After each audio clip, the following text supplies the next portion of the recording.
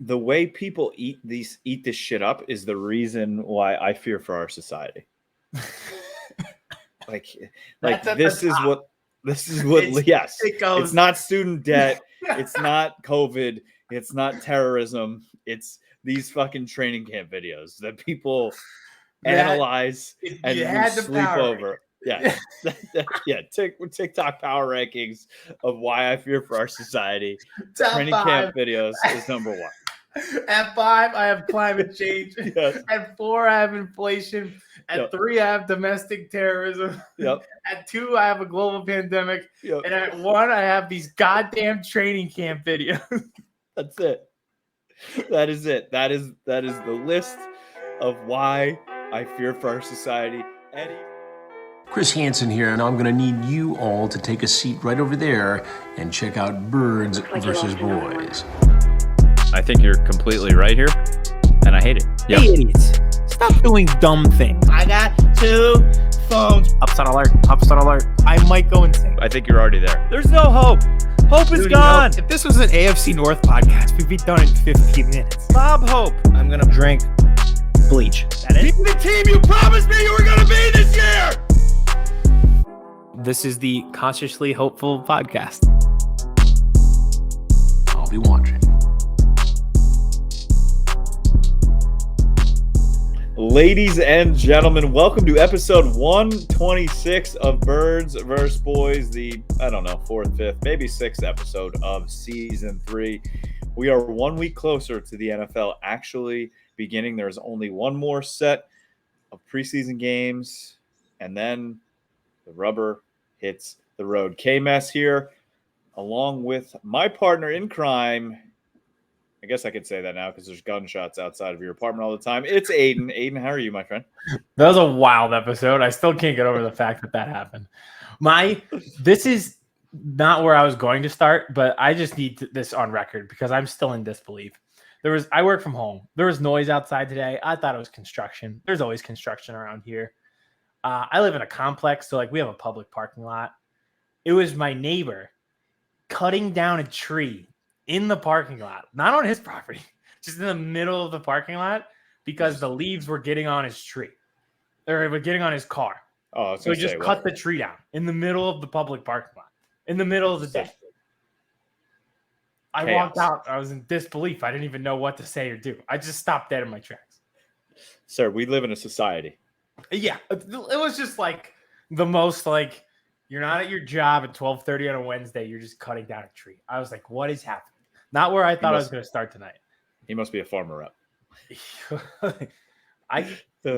Yeah.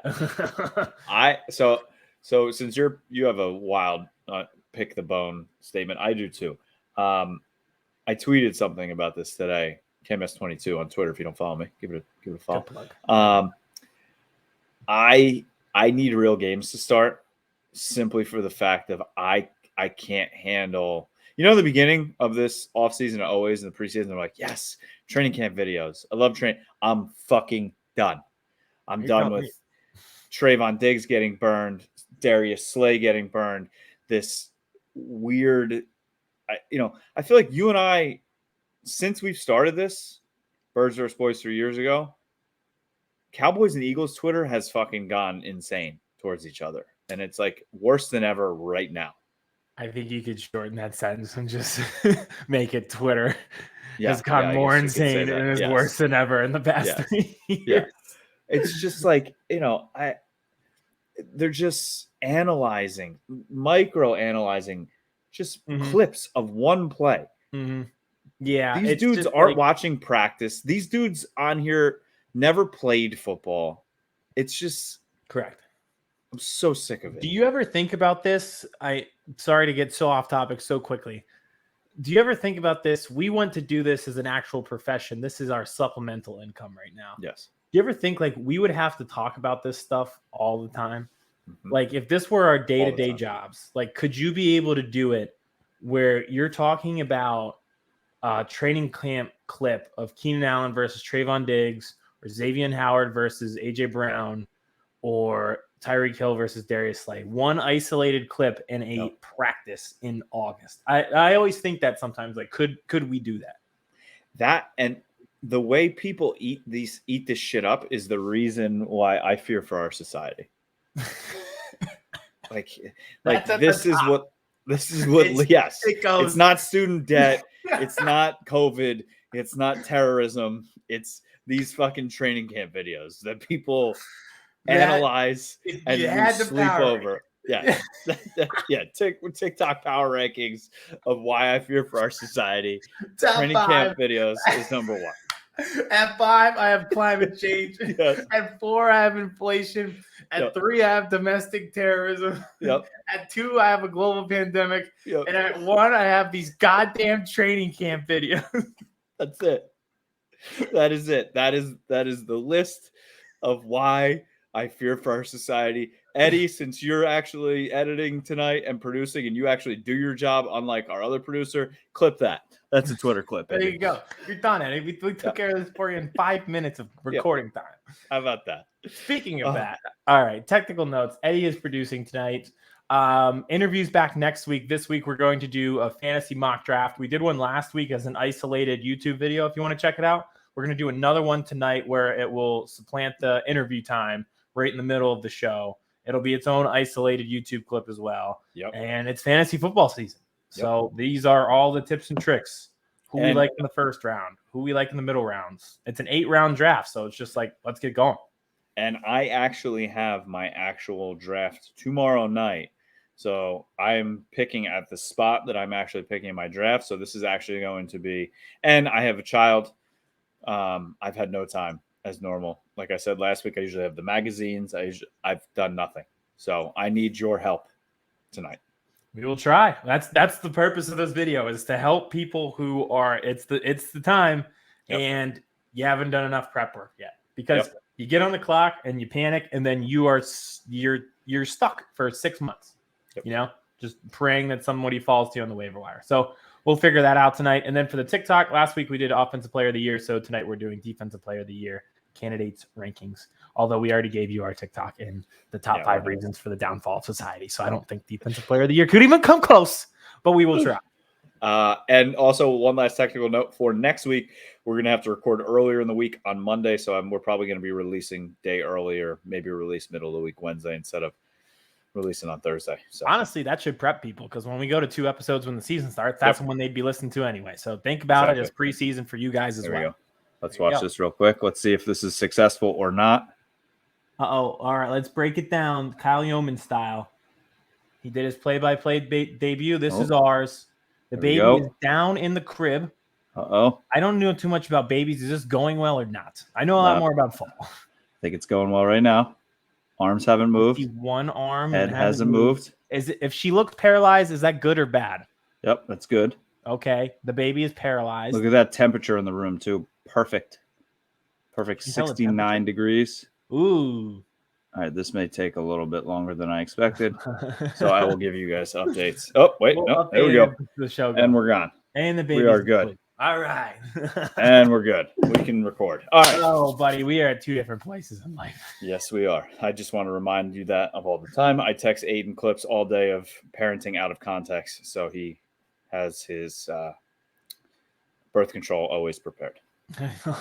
That is my birth control. Yes, this is me. All right, so around the NFL really quick, not much going on. We don't talk about Deshaun Watson, so we're not going to talk about how his suspension was brought up to 11 games because we don't talk about Deshaun Watson on the show. No, I'm very glad to be done. Yes.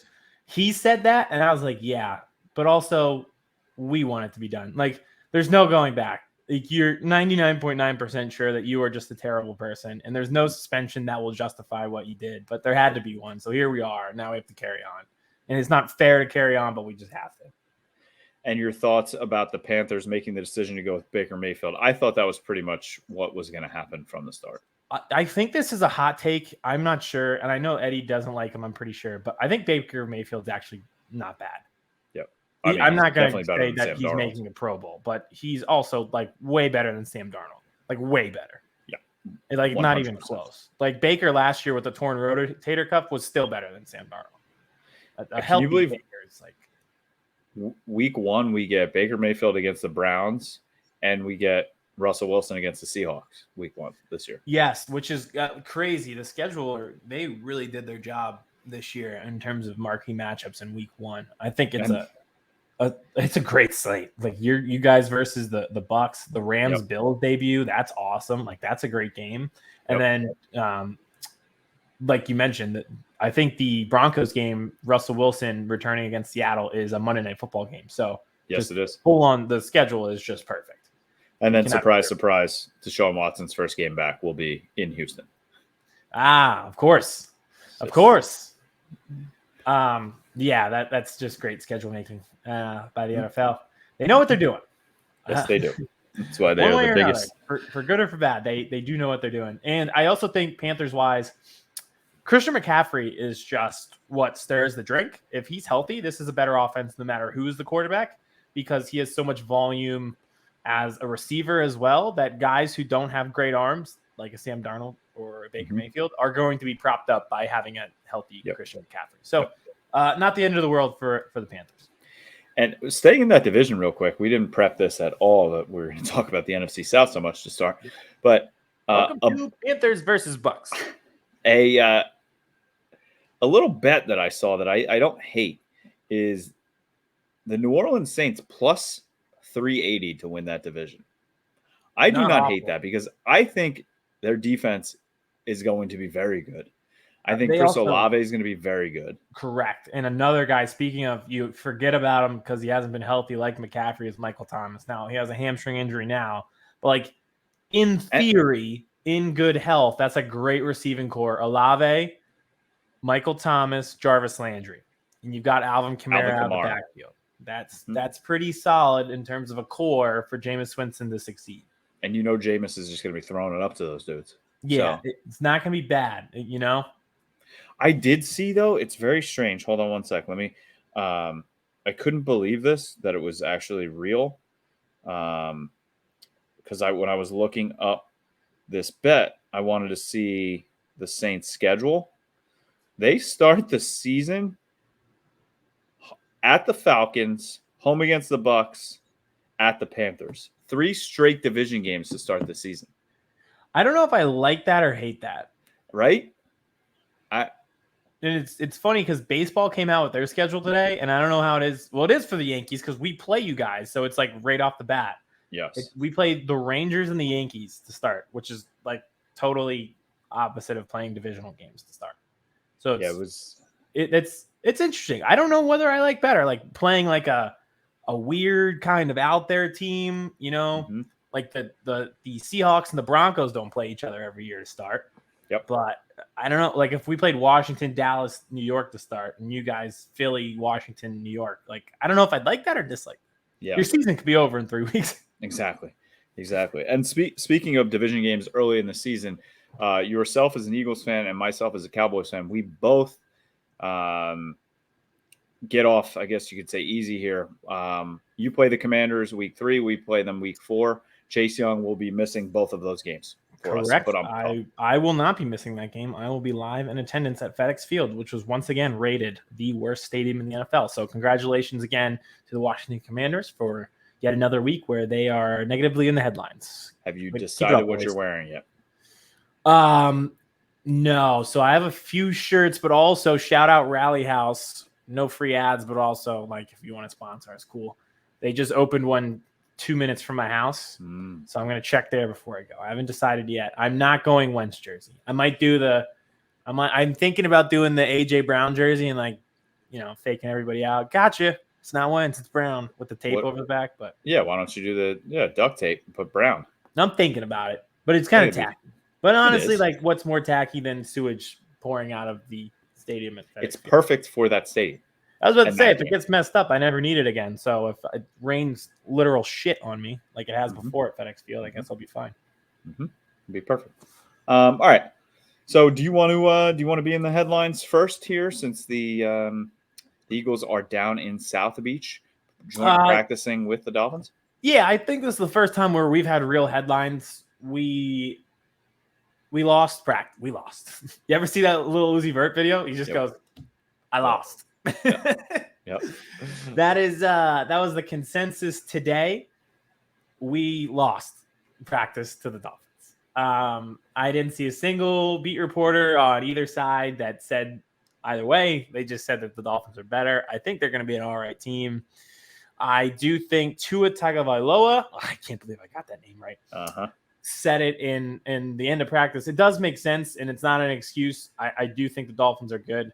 But we were in Cleveland for joint practices, played the preseason game on Sunday, and then flew to Miami to do more joint practices with the Dolphins. I was a little bit skeptical of like how on top of each other the joint practices were. So maybe that plays a part in it. This is like in the season, like you go away game, and you're like, that's just a scheduled loss. Like that's just, I don't like the look of that on the schedule. I don't like the opponent. I don't like where it's at. And you lose. That's how I felt today. We lost. And it happens. I mean, it happens to super teams like the Eagles this year. Eagles are a super team. They're not gonna, compared to what all the beat reporters. This is a reverse psychology tactic. No, hey, all those big time content creators. I'm not saying the content creators in Philly, and some of you know who you are. They're all say that if we were projected to go 4-12. Yeah. That's the problem. Hype train, man. AJ Brown, everybody's going to the Pro Bowl.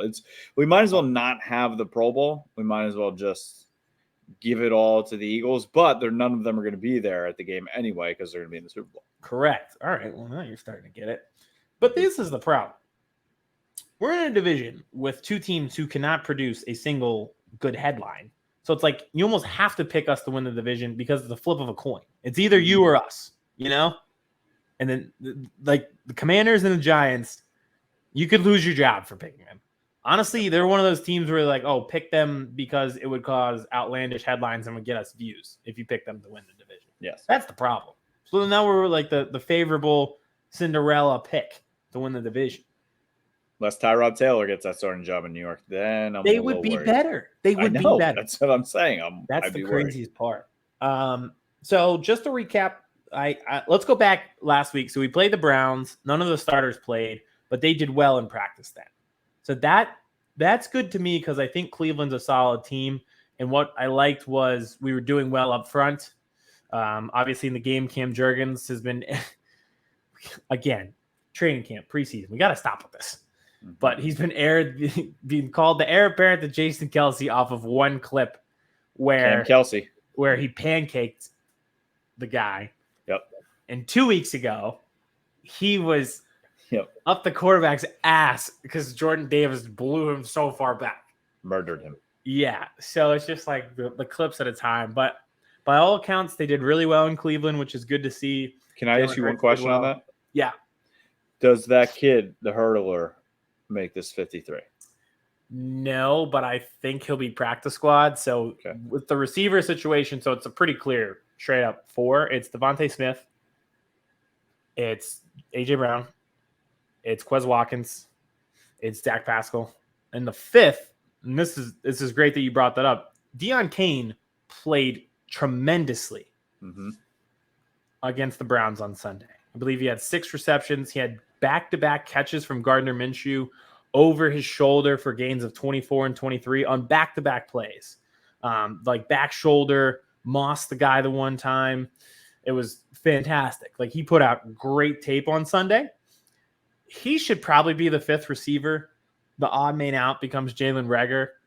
Devin Allen, as fast as he is really like a gadget guy. Like you want him to you want to keep him with the team because he's learning how to play in the NFL and he could be a good returner and he could be a legitimate deep threat, but he just needs time.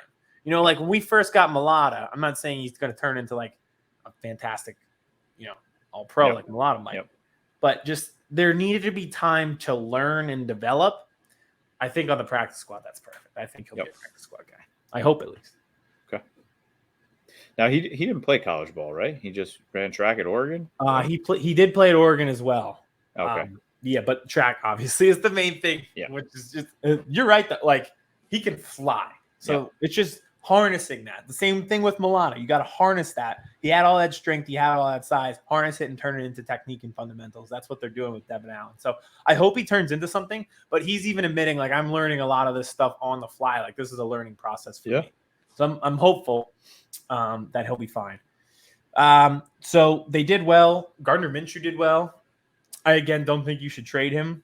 Reed Sinnett did well, the backup quarterback. So it's been going well for the backups. You can't really tell. Yeah, we're not at practice, so we don't get to see the starters.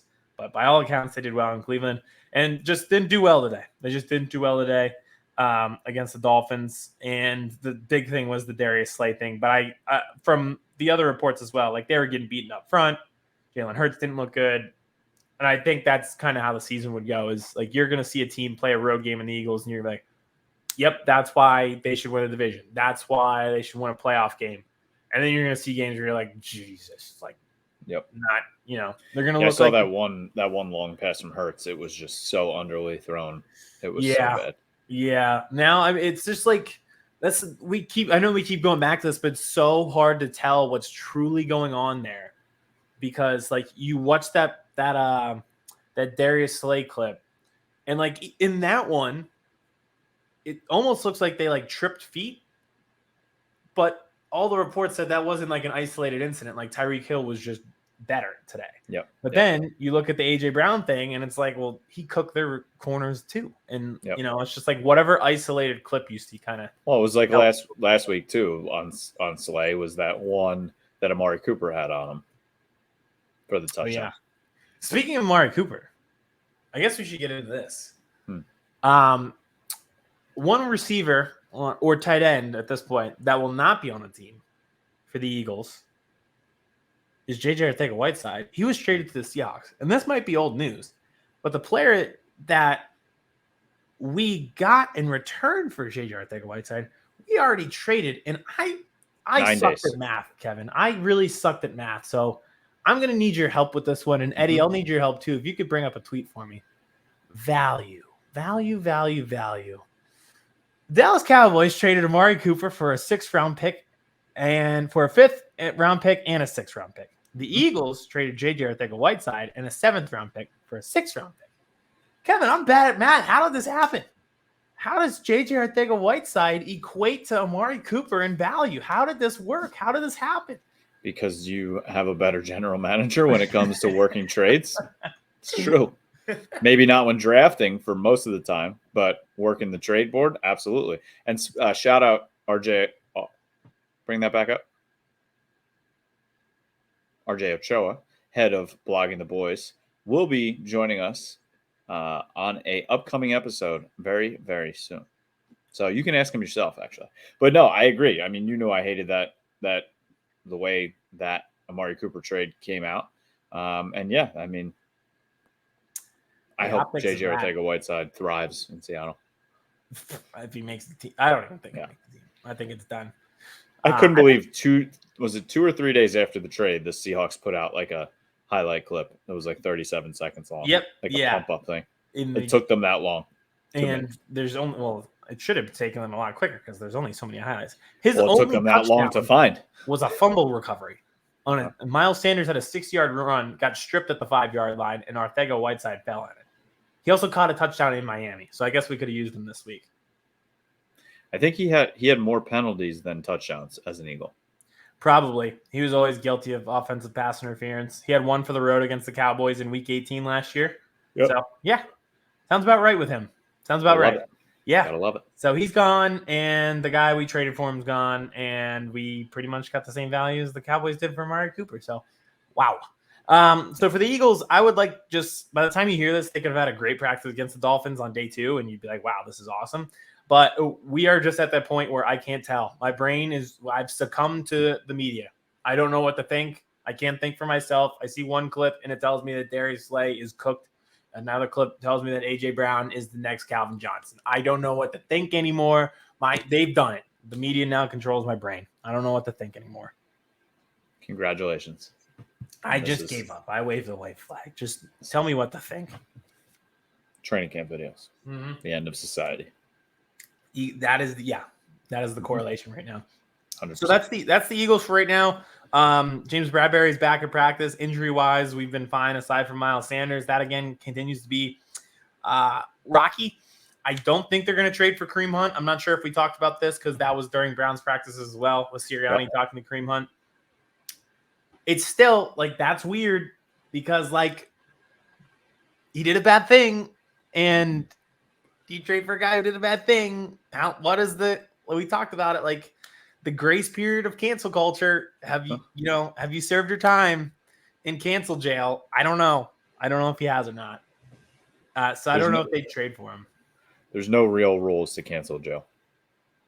No, everyone's timeline is different. Mm-hmm. I'm not sure they're going to put a claim in on Kenyon Drake. I just don't think that that's a thing either.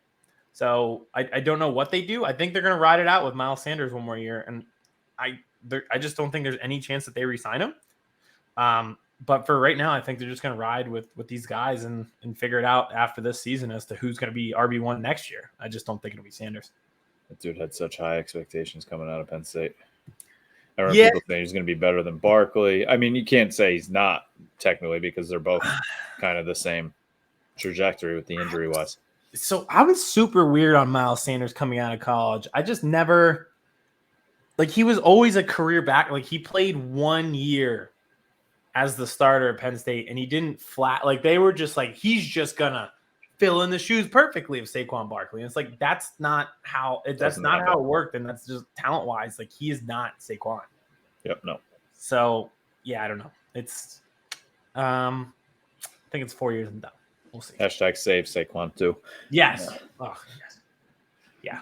So that's all the Eagles stuff that I've got tonight, but it was nice to, have something to talk about. All right, I'll jump into the Cowboys. So they came off their first preseason victory against the Chargers after having 2 days of joint practices where Kyle Yeomans, nothing but praise has he gotten for calling the game. I listened to a bunch of it. He was phenomenal. Him, Isaiah Stanback, they were great. His calls of the touchdown run backs from Kevontae Turpin were great. So shout out Kyle, Mr. Dallas Cowboy. So because he had that card prepared that he showed us. Exactly. That thing was something. It's awesome.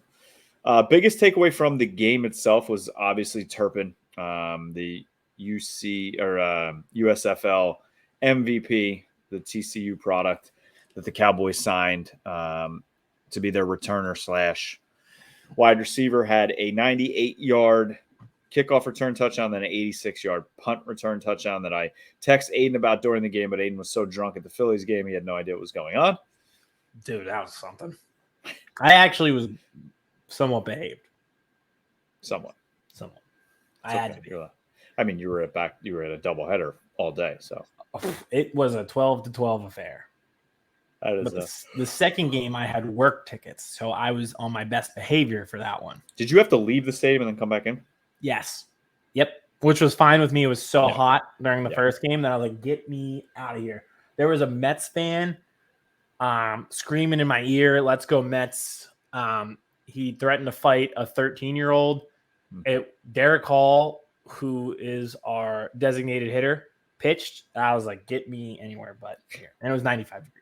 So that was an embarrassing moment for Philadelphia, the amount of Mets fans that were there. It was so weird. I've never experienced anything like that in Philadelphia. I'm really excited and looking forward to what Cowboys fan is going to do the honorary coin toss at Lincoln Financial Field this year. How did that happen?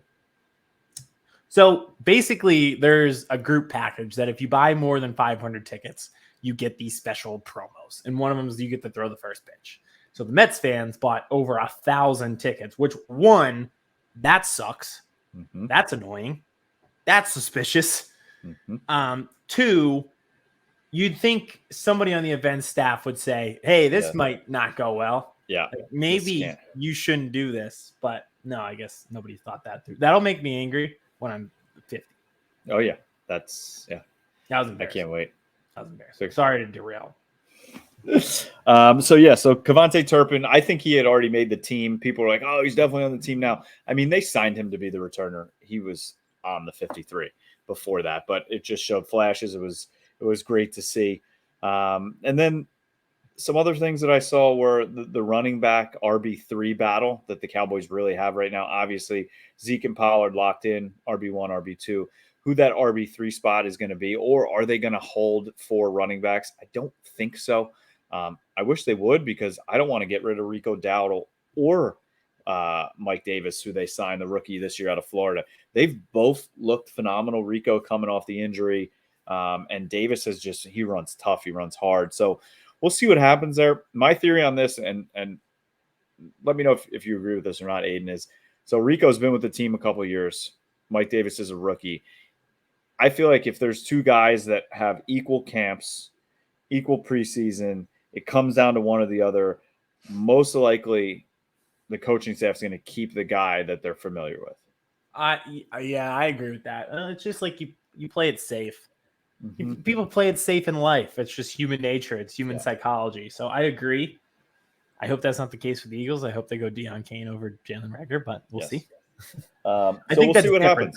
I think that's a different situation. Yes, because they're Rico too familiar with Reagor. Exactly. Unfortunately familiar with Reagor for your case. So we'll see what happens with the running back position. I'm very intrigued about that. The cornerback position right now, after Diggs and Brown, is really getting interesting. Jordan Lewis slated to be the cornerback 3, hurt his hamstring in joint practice with the Chargers last week, basically shut down for the rest of camp. They are hoping he's going to be ready for week 1, but if he's not, the question is who steps into that CB3 spot right now. They have Kelvin Joseph, boss man fat, second-round pick from last year, who has not been impressive this preseason. Apparently came in, was the last guy to get his offseason work in by himself heading into camp this year. Surprise, surprise. Well, he was preoccupied beating a murder case. So exactly. Don't say he hasn't been totally productive. Yeah, very true. Very true. Then rookie 5th-round pick Deron Bland has come out of nowhere and has been balling out this entire postseason. He picked off Justin Herbert a couple times. He has been all over the field. He's been looking great. He's fast. He's instinctual. He's big. He plays physical. He's got all the traits of a guy that you want to be starting. And then last night, the first practice at the Star in Frisco, in front of all the fans back home, he was getting all the reps with the first team.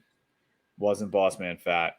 So I'm very interested to see what happens here, because also Nashawn Wright, the 3rd-round pick from last year, has not been playing well. He's been practicing well, but then every time preseason games come, he's a step late. He's getting a PI call. He's just and I love these people on Twitter that I did this thumbs up, thumbs down thing, and they're like, I put Nashawn Wright, thumbs down. They're like, what was so bad about him? He gave up a couple plays, but he was right there every time. Horseshoes and hand grenades, dude. What do you mean he was right? Okay, make the play. Make the tackle, pick off the ball, or knock it down. I don't. Also, okay, so all season long, he was, we almost won. Like, what does that even mean? Yeah. Well, the spaceship almost got to the moon. Like, yeah, well, it exploded when we got up there and out of the stratosphere. But we were close to the moon. We gave it a try. It was close. That's bad, because remember his draft grade or report or whatever you want to call it. That was basically the report. Is like, might fall into penalties because he's a step slower and stuff like that. And that kind of sounds like what's happening. And he was slated a 6th, 7th round pick, and they took him in the 3rd. In the 3rd round. That is, yep. So we'll see what happens at cornerback. I'm really rooting for Deron Bland. So we'll see what happens there. Kicker position. They started out with 2 in camp, Liam Hajrullahu and Garibay, the rookie from Texas Tech. They cut Garibay. Great pronunciation by you. Thank you. I can't even pronounce pronunciations. Yeah, and I'm doing Hajrullahu, who all the guys down in Dallas, they just call him Haj because they can't say it. They cut Garibay. They brought back Brett Maher, bringing back the old ex-girlfriend who gave you herpes, if you remember from last week that I was talking about. He's got the big leg, not always super accurate. Liam Hajrullahu, very super accurate, but doesn't have a big leg. After the cut-down day this week, they cut Liam Hajrullahu. 1 kicker on the team, Brett Maher, right now. So we'll see. Brought back the X. This just feels like an impending disaster. Mm-hmm. Like we both went We both like Long Beach Island, and it'll Yep. flood sometimes during like high tide. And you think, wow, if it really rains, we're in a lot of trouble here. Yep. Like that's kind of the Dallas Cowboys kicking situation. Is that? Yep. Because he's, his big thing is not doing well with extra points. So that is the most like, no offense. I obviously want you guys to lose, but they just have felt like a big picture team that misses the small details. You can just see a Dak Prescott led touchdown, should be tying drive. It's 35-34, and he just smokes one off the goalpost. Like that just feels like exactly how you guys are going to lose a game. 100%. Please mark this down because I know it's something. And I heard one of the experts are like, well, I don't think they're done looking, and they're going to keep looking on the waiver wire if there's a kicker they like. But I feel like if he at least stays between 80 to 85%, they'll be happy. I'm like, oh, so Greg Zuerlein? Like, that's exactly what Greg Zuerlein did last year, and they cut him. Well, they just didn't re-sign him. So it's like, okay, cool. It's just go for two then. Like, at that point. So we'll see. Dak Prescott's been looking good. The big glaring, obviously, two spots: offensive line and wide receiver. Defensive line also, by the way, has been dominating.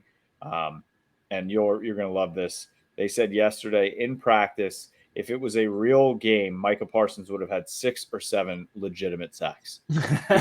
He was dominating everyone. Hey, listen, defensive player of the year candidates coming up. Our picks. I wonder if Micah makes the list. He apparently beat Tyron Smith so bad that he turned around and yelled at Tyron Smith's face, saying, "You can't block me." You know what? Future first-round Hall of Famer.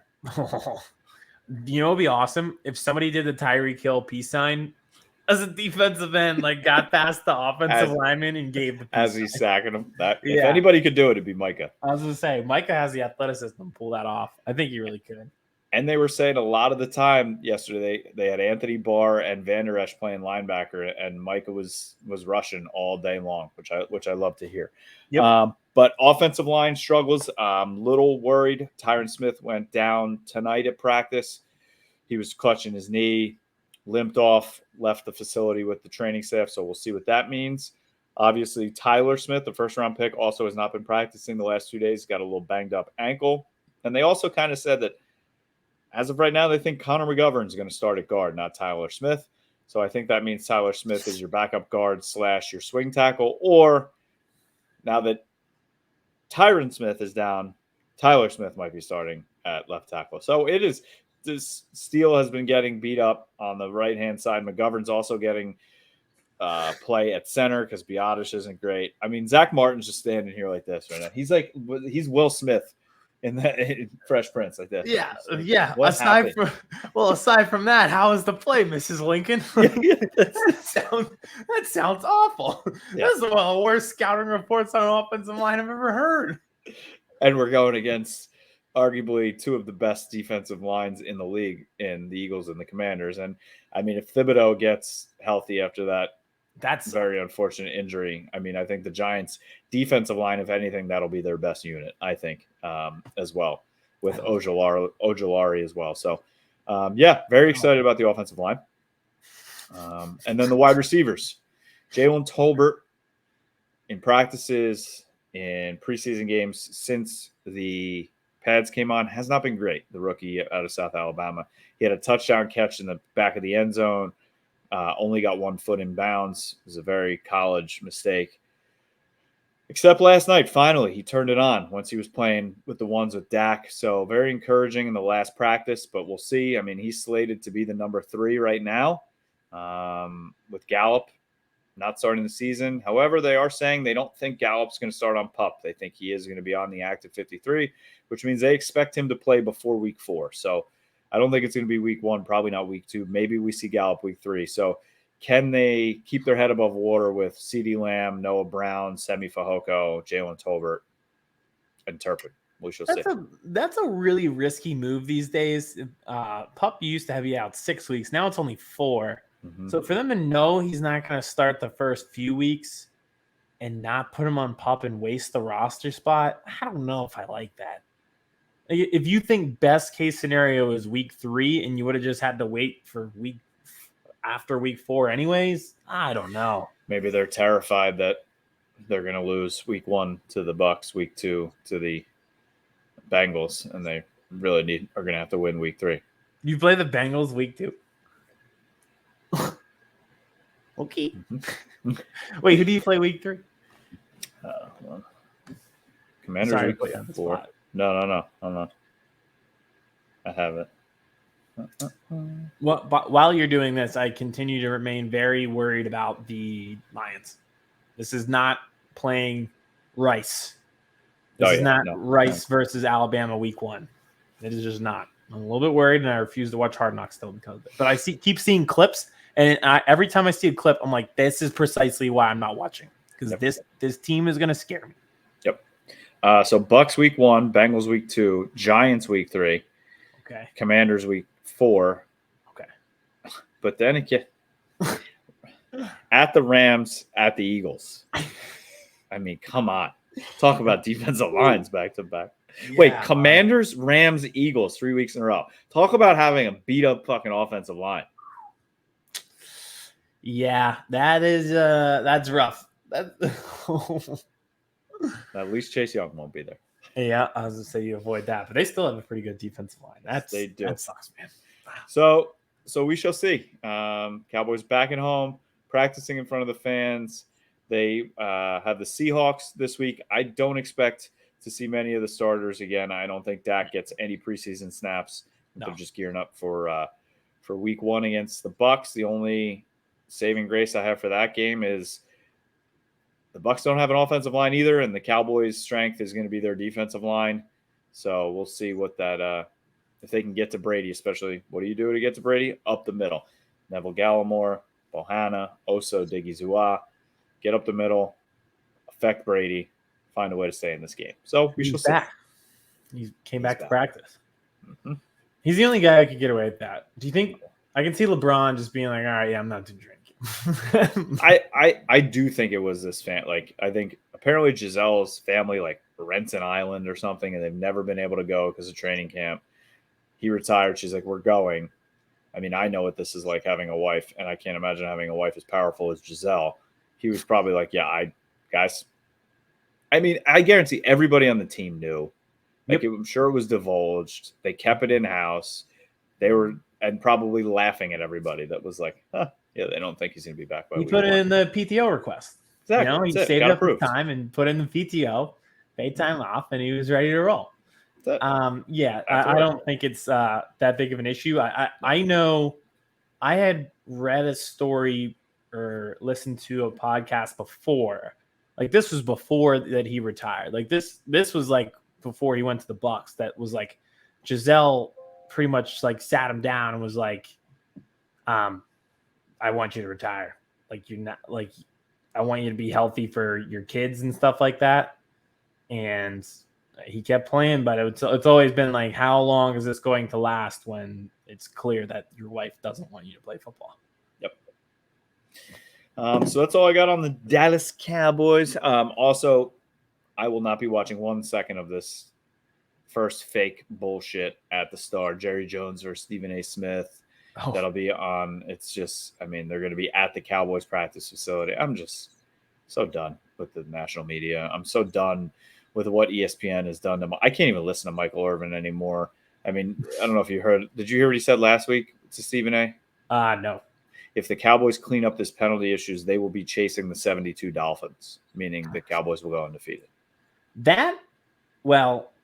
Stop. Could you imagine how good they would have been if they didn't commit penalties? Yeah. I mean, that's a bit far-fetched, but also at the same time, like, imagine if they committed like half those penalties against the 49ers. Just like half. Like, you're in the next round of the playoffs. But you know what makes me like what I like? Okay, so is what you're saying then, Irvin, that this Cowboys team is head and shoulders above your 3 Super Bowl teams? Because they never came close to being undefeated. None of them. That's a great point. That's a great point. What are you saying here? Like, and I think the team took a step back from that. You think? They absolutely took a step back. I do think the defense can be better than on par or better than they were last year, but I think the offense is going to take a big step back. The only reason I also think that is because Dak Prescott, the year after the year with the injury, like you're actually playing football this offseason instead of rehabbing your fractured leg. You know, I do think Dak, I think Dak is going to have a good year, and Dak makes $40 million. Dak is a $40 million quarterback. Elevate your wide receivers, elevate your team. That's what you're being paid for. But you do need an offensive line. Just thinking about the day that we have to decide whether we're going to give $40 million to Jalen Hurts. It sucked because like I want him to like be the guy, and then they like play the Dolphins and then they interview Tua about being teammates at Alabama. Like, oh yeah, he couldn't even beat out Tua at Alabama. No, but oh man, but when Tua got hurt in that SEC championship game, who came in and won it? He did take over. I'm not gonna lie. Also, I like CJ Stroud. So and you do have 2 first-round picks. we do, yeah. Package them. Oh God! All right, so that's all I got on that. Would you like to go into our TikTok tonight? Let's do the mock draft first. Okay. Let's knock that out. Okay. I think it is August 24th as we're recording. I think this is a great time for everybody to listen. A lot of people are having your draft. Here's how we would do it. When you hear this, Kevin will be drafting. Literally. Mm-hmm. It is that time. So we will do the draft, 8 rounds, give you some insight on the guys we like, why we like them, and where we like guys' average draft position compared to where we like them. I think that's really important, especially with the middle rounds, is finding value in your selections. Anybody can tell you that you should take Christian McCaffrey in the first round or Cooper Kupp. You can't win your league in the first round. You can lose your league in the first round, but it's those middle rounds where you really got to take over, and that's where you win. So we're going to do that for you. Here it is, our fantasy football 8-round mock draft. Welcome into the Birds vs. Boys mock draft 2.0 fantasy edition. We are back. We did an 8-round mock draft last week.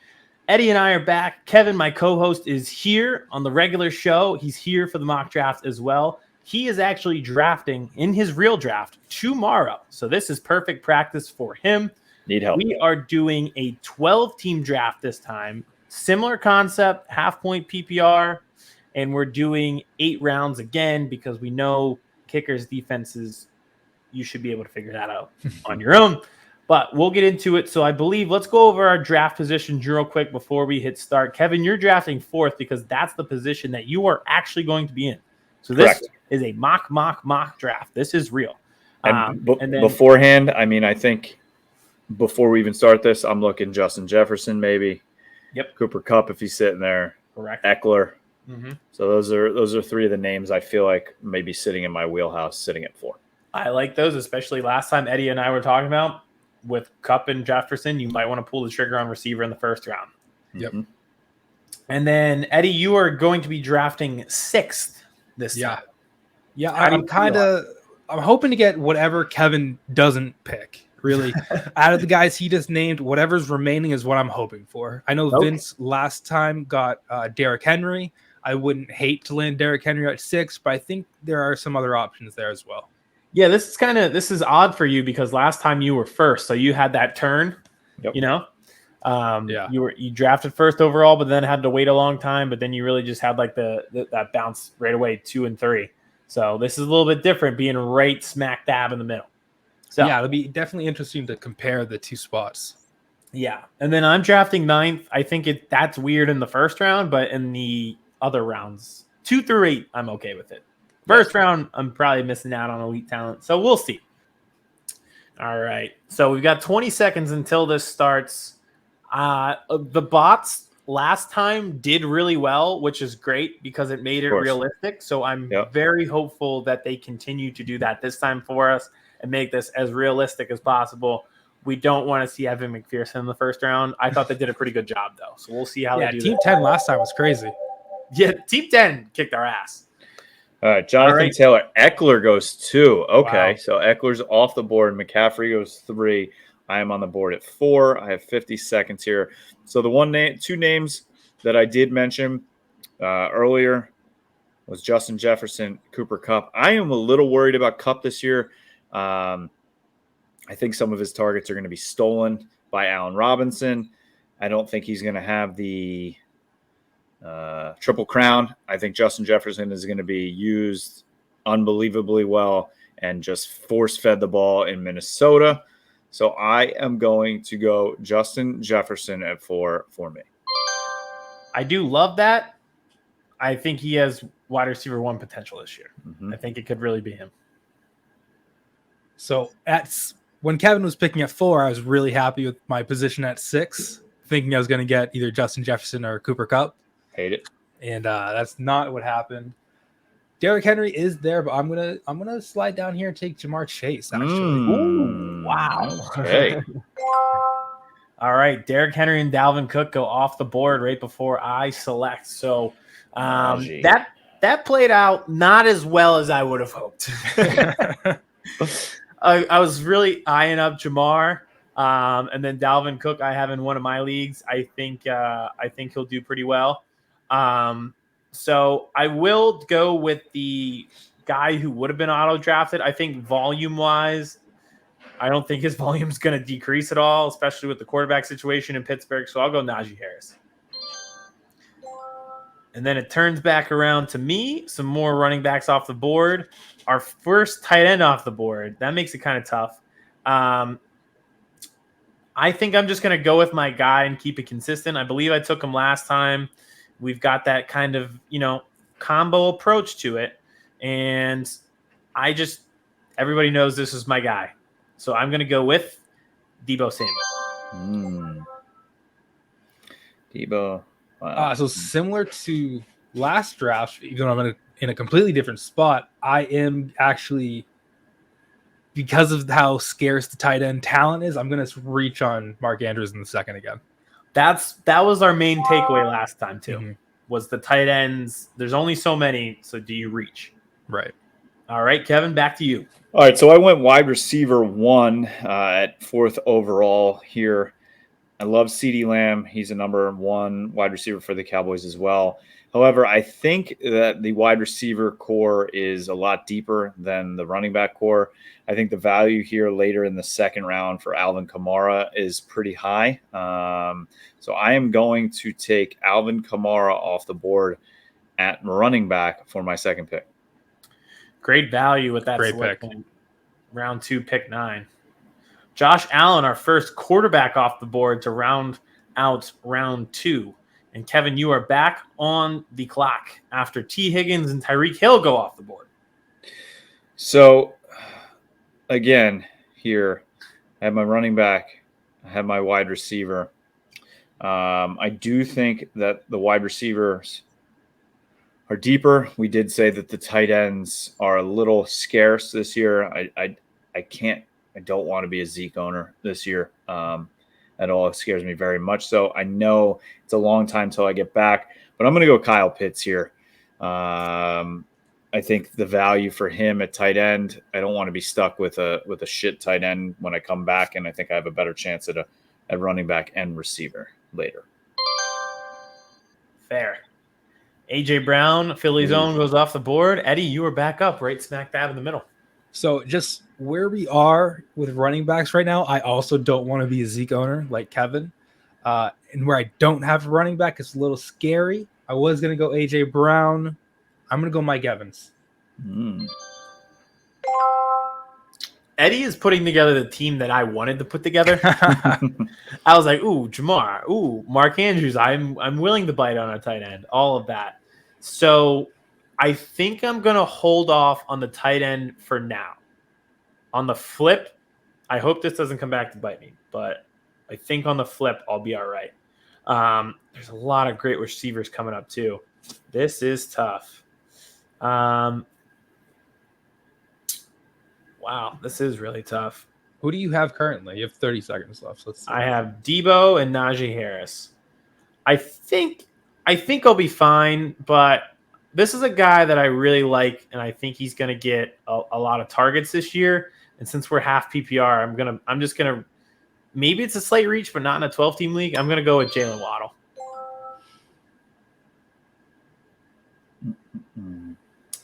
Back around to me. Now I know what I have to do here because I see that Darren Waller went off the board. We had 3 tight ends before that. I almost have to go tight end. We talked about this last time.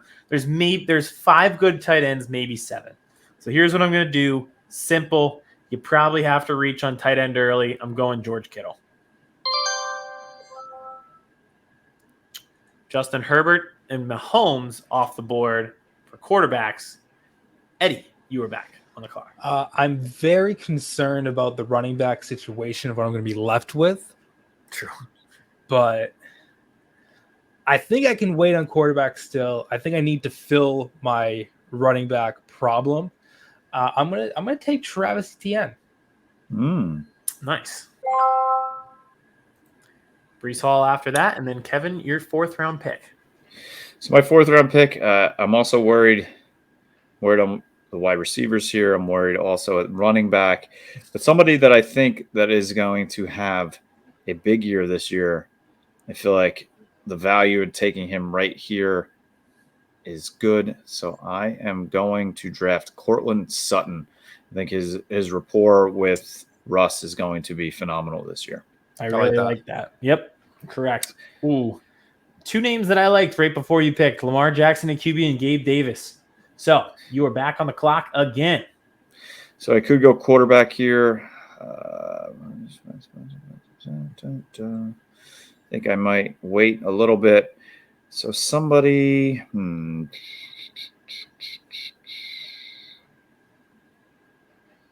think he's going to have a.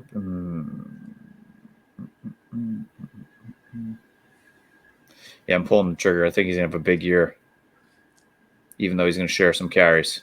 Going AJ Dillon. I like him. I think his usage rate is really high, even as a quote-unquote backup. They're going to utilize him in Aaron Jones. So Absolutely. I actually handcuffed them in my 1 league. So that's actually I like that a lot. So what do we have here? I'm just going to go through really quick.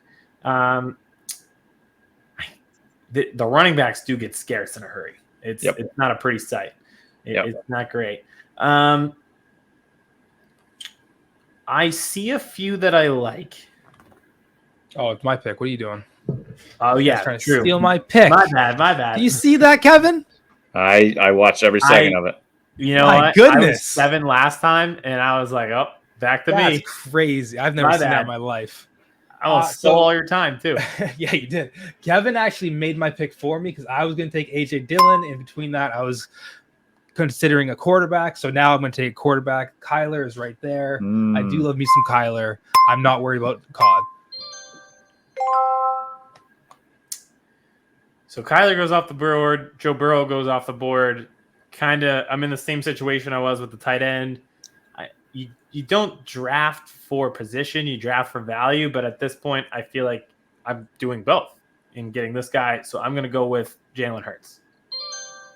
Knew that was coming. Listen, I feel like at that point I'm not being a homer. Yeah, with all those quarterbacks off the board, he was just the best choice for it. And then I'm going to turn around a guy that I really like because if he doesn't catch the ball, I don't really know quite who else might, aside from Mark Andrews, and that's Rashad Bateman in Baltimore. So I'm going to take him with my 6th pick. Okay. Back to you, Eddie. So I don't know what to do here, guys. I think I'm just I don't know what to do. I just don't. I'm gonna go. I wish Chris Godwin wasn't hurt. I'm going Antonio Gibson. I'm doing it. It's fine. I'm doing it. I don't want to do it, but I'll do it. But you'll do it. All righty.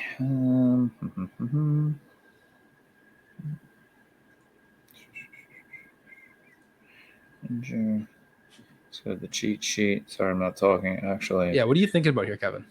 thinking about a lot of things. Thinking about the running backs. Yeah, I was about to say the running backs are scarce. Mm-hmm. You don't have a quarterback yet. Nope. You know, there's always that run going on with the receivers. So there's a lot of different ways to go here as we round out round 6. There are some good quarterbacks still left too. True. There are. And I'm coming back around. Yep. So I think I'm going to chase Clyde Edwards-Helaire. Okay. I saw Running his back. over-under for the year was 4.5 on touchdowns. That seems that's incredibly low. Incredibly low. All right, so need that. So I feel like I do need a quarterback here. Thomas Brady sitting there. Russ just got Dak. taken. I did like Russ there.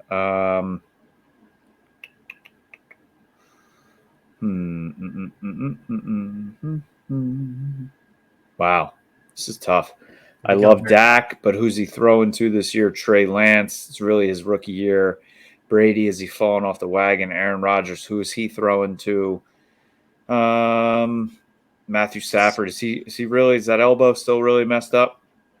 I don't know. I don't trust That's that. a toss-up. Yeah. I won't worry a ton about it. Give me Matty Stafford, man. I mean, he's got so many weapons. And Dak goes off the board right before. So, or right after, I should say. Right after. Right before. I'm taking Juju with Patrick Mahomes. I'm not really going to think twice about it. I'm just going to do it. That was kind of the line of thinking that I had was with Rashad Bateman. Is like, okay, somebody's got to do it. Yeah, exactly. So let's see here. There's a few running backs that I actually like, which you didn't think you'd be saying at this point in the draft. I love Chase. Shout out Chase Edmonds from my hometown, Harrisburg. I would love to have him. Yep. But I think what's going to happen in Seattle, Rashad Penny came on so strong at the end of the year. I think he's going to be the RB1, even though they drafted Kenneth Walker. So I am going to take him and have my RB2. Look at you. DeAndre Hopkins goes off the board. Now, that's an interesting one.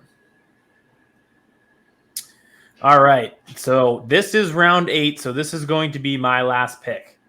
I'm looking at the value with a lot of these guys. And I think there's value at the wide receiver position. And I could go running back again. I could, maybe.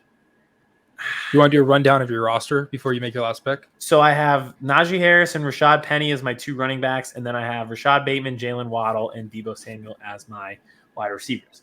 I'm a big believer in stocking up as much as you can on wide receivers. But I think at this point, I don't think there's going to be a lot of depth left after this at the running back position. And I still think there will be at wide receiver. If we were continuing, I'd have some more options. So I'm going to go with Chase Edmonds. Not a terrible pick. Oh, it gave me the little value thumbs up. I'll take it. Oh, makes me feel there good. you go. So I'm a little torn of what to do here because I want to take either Tony Pollard or Cordero Patterson.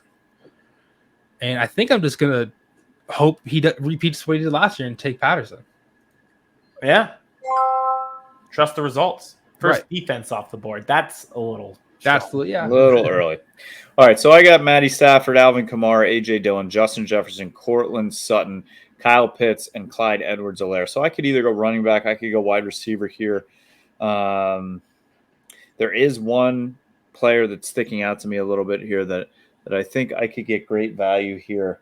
I think he's going to be the number 1 for this team. He still has a Hall of Fame quarterback throwing to him, and there's not really many other wide receivers. I'm going Allen Lazard. I think they're expecting big things out of him in Green Bay this year. And who else is he throwing the ball to? I think we all hit that point where we said to ourselves, okay, the top big name receivers are off the board, but there are still some big name quarterbacks who have to throw it to somebody. I think we all took somebody. Allen Lazard with Aaron Rodgers. I took Rashad Bateman with Lamar Jackson, and then Eddie, you took Juju Smith-Schuster with Pat Mahomes. Great quarterbacks, and they have to throw it to somebody. So real quick, we'll just recap our thoughts. Kevin, if you want to go first, you picked 4th overall. You'll be doing so in your real draft. How do you feel? Love my wide receivers. Cortland Sutton, Jefferson, Lazard. Love that. Love having Kyle Pitts. Little worried about my running backs, Alvin Kamara, A.J. Dillon, and Clyde Edwards-Helaire. Also, don't love that I have 4 guys on bye week 14, which I was not looking at the buys, which I will be tomorrow. So don't love that. So But all in all, I'd be happy. I'd just have to forfeit week 14. That's the last round for the playoffs. So that could be a bad thing or a good thing. We'll see. Yep, exactly. All right, Eddie, this is your second time going through. You picked first overall, which was interesting the last time. You were right smack dab in the middle this time. Thoughts first time versus second time? I think my team, I would have to look at exact players, but off memory, I think my team the first time was a better team. I think at 6, at least for me anyway, 6 was a reach for Jamar. I think at 9 is probably more like where you would have taken him. I think it's probably a better spot. I think I should have probably just went with the book and taken Derrick Henry. Yes and no, but I don't think there's anything wrong with taking Jamar there. So, and then lastly, I went 9th overall. If you have the ability, I would choose earlier or later. Being in the middle this year was rough. Didn't love drafting in the 9 position because you don't get the benefit of the turn and you're not getting a super value there in the first round. I agree with Eddie. I thought my team was better the last time that we did this. My kind of similar takeaways, you probably have to pull the trigger on tight end early because there's only 5 to 7 good ones. And but all in all, I think, again, what we've been seeing, middle rounds, there's still a lot of talent. There's a lot of options. And I usually don't have 3 running backs on my team after round 8, but I thought I got 3 good ones. So it's all about value. I mean, late, I was like, wow, Devontae Smith's still sitting there? Yeah. It's crazy this year. You go through and just take a look at like round 6 with the wide receivers. Now, DeAndre Hopkins is suspended, but then you go Elijah Moore, Adam Thielen, Juju Smith-Schuster, and then don't love Drake London, but Amari Cooper. You know, it's like those are some great names all the way in round 6. 100%. That was fun, boys. That was fun. Team all 11 right. Team 11 is kind of crazy. Drafting in the back might be the move. DeAndre Swift, Travis Kelce, Keenan Allen, Patrick Mahomes, Josh Jacobs, Jerry Jeudy, DeAndre Hopkins, and Kareem Hunt. Come week 7, he could have a really good team. If Kareem Hunt gets traded and DeAndre Hopkins is unsuspended, he'll be all right. Team 7 or Team 11 over there. So yeah, I think that is that's a key, is drafting in the back and reaching on tight ends. If those were the 2 lessons we've learned. Team 8 too. I mean, if Saquon can have a bounce back year, the 2-headed monster of Dalvin Cook and Saquon could be scary. Yeah, definitely. These are some good. I like that and really hold their own. Even Team 7, if Zeke has a decent year, Derrick Henry, Aaron Jones, and Zeke. Yep. Also, I know we keep going back to health, which you can always do, but Team 3 with McCaffrey and Leonard Fournette, and they go running back. That's a gamble. Then to turn around and go T. Higgins, Terry McLaurin, Gabe Davis. Wow. That will still end up with Russell Wilson. Yeah, that is a squad. And went 2 rookies with Kenneth Walker and Treylon Burks with high upside there. Yep. Just taking the risks in the later mid rounds because they were already set with their 3 receivers and 2 tight ends. So and if you end up with Hawkinson, you're happy with Hawkinson. Like Absolutely. That's probably where it drops off, right? Yeah. Maybe Dalton Schultz. If you were to wait, like the drop-off point is definitely after 5. There's a clear tier 1 and tier 2. If you were in tier 3, you are screwed. But like the tier 2 is Hawkinson, Dalton Schultz, and Dallas Goedert. And I will tell you, if you are a full PPR, Dalton Schultz is going to catch 100 balls this year. Yeah, which is like, that's perfect, you know? Right. So like he's a step below the heavy hitters of like a Mark Andrews and a Travis Kelce. And all 3 of those guys went in the 6th for us this time. And I think they went pretty similar last round too. So keep an eye out for that. Yep. It's like rounds 2 through the beginning of 4 are that tier 1, those 5 guys. And then about round 5, you have that tier 2 where it's Schultz, Goddard, Hawkinson. So you just have to hopefully decide you got somebody which tier you're in, where you're sitting after the first 2 rounds or so. Now, tomorrow night, my last question here. If I am sitting there, Cooper Kupp and Jefferson are staring me in the face, what do I do? I think you made the right choice with Justin Jefferson at 4. He has wide receiver 1 potential. The coaching staff that was there when Cooper Kupp won the Triple Crown in receiving is now the coaching staff for the Vikings. So I think I know what their plan is going to be with Justin Jefferson. Love I it. think I have a hot take about Justin Jefferson. If I can get that off real quick. Yes, please. I think if you're picking 2 or later, you pick Justin Jefferson if he's available. I see that. I really do. I'm not joking. I think that's what you have to do. When Austin Eckler comes out himself and says, "Hey, I probably shouldn't have the same volume as I did last year," I'm totally okay with going receiver instead of Austin Eckler too. And then your second and third round, you go running back. You're gonna have running backs there. And look who went round 2 in this draft. Like you'd be fine with Aaron Jones in the second round, and then get AJ Dillon in the 6th, like Kevin, you did. So I'm in. There you go. Well, thank you. Strategy is set. We will see. I will be texting you guys through the draft while I'm also feeding my child a bottle and drafting at the same time. A man of many talents. Got to do what you got to do. All right. That is a wrap on Mock Draft 2.0. We'll probably do one again before we wrap up draft season, maybe one before Labor Day weekend, just so you have one. I know that's probably like the last weekend that people really, really draft. So hopefully you got some tips and tricks, and we'll be back with our final installment around next week. All right, Aidan, that was a lot of fun. Thank you for all of your advice and helping me prepare for my draft that I have coming up today. You are welcome. I think there is a lot of value in the middle rounds this year in fantasy football, which makes it a lot of fun for everybody involved, and happy drafting to everybody this drafting season. Now, all right, before we get out of here, we're going to bring Eddie in tonight, a little surprise guest instead of Vince. Vince is off gallivanting with the big people, not down here with the little people producing our show, but we are going to do our TikTok, not normal triangle, but close enough. So Eddie, Aidan goes first, myself, and then you. Sounds good. We got it. All right. So tonight, we mentioned it before, but we are doing top 5 candidates for defensive player of the year. Is the triangle ready? Yes. Yes. Perfect. At 5, I've got Nick Bosa. I think the 49ers defense as a whole is going to be unreal. I love Fred Warner as well, but I think Bosa is the anchor of that. At 5, I have Nick Bosa from the 49ers because I think that defense is going to be unbelievable, and I think he's going to be the anchor of it, and I think he wants to outdo his brother, who is going to have Khalil Mack on the other end of him this year.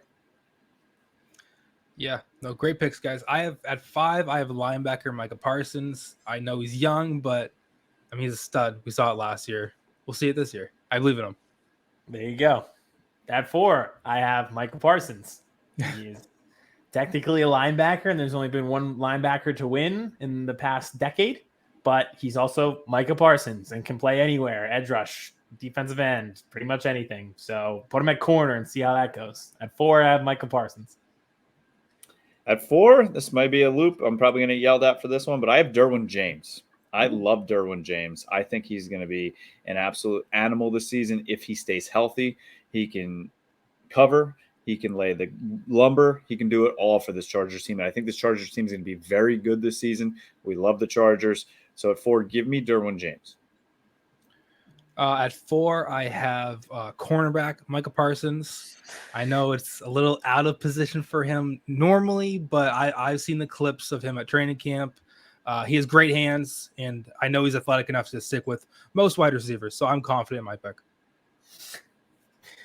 At 3, I have Aaron Donald, reigning defensive player of the year. He should be in the top 3 every year until he retires. He almost retired. Remember when that happened? He almost retired. That was wild, but still. Yeah. He's back. So he's back in our defensive player of the year rankings. At 3, I've got Aaron Donald. I did not put Aaron Donald on this list because he did retire, so I'm not counting him. So he's 6 for me. Yeah, 3, I have TJ Watt.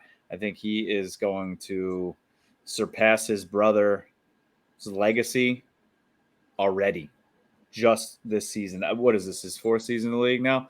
5th season in the league? 6th season in the league? Yeah, something like that. So I think in just this many seasons, he will surpass the legacy of his brother. And I think he has a legit chance to, again, lead the league in sacks. So at 3, I have safety, Micah Parsons. All of the benefits that cornerback Micah Parsons has, but way more effective in the run game this way. There you go. Okay.